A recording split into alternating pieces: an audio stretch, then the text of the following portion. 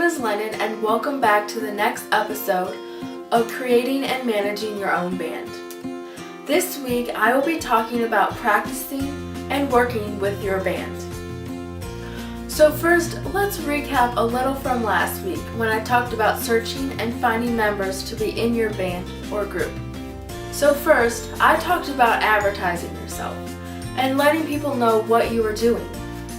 I talked about what information to give and what qualities to look for in a person, and when to let that person know that they've made it into your band. So if you haven't watched last week's video on searching and finding members to be in your band, you can click right here or the link in the description, and I will give you a few seconds to do that. So now getting into practicing and working with your band, the first thing you want to do before you practice is you want to call a casual get-together for your band members to get to know one another. So during these casual get-togethers, you will also want to go over some general details, such as your practice days, what time your band will practice at, and the location of your practices. When choosing a location for your band to practice, you should always have a backup location, just in case if something happens or something doesn't work out with the original location.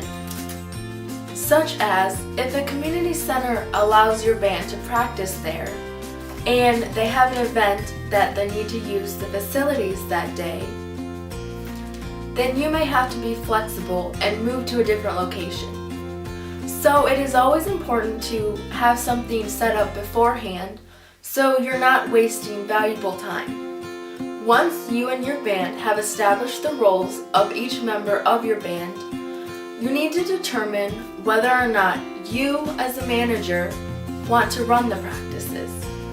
Depending on the level of your music skills, you may decide to recruit a director to run the practices.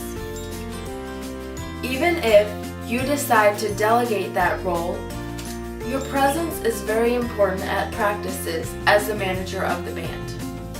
When deciding whether or not to delegate the director's role, think about what the position of a manager requires and what your job will entail in order to get your band out there in the public.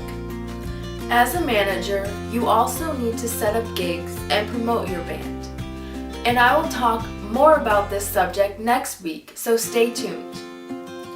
So don't forget to subscribe to my channel and like this video if you thought it was helpful or if you think it could be helpful to someone in the music industry. So I will see you all next week. Bye everyone.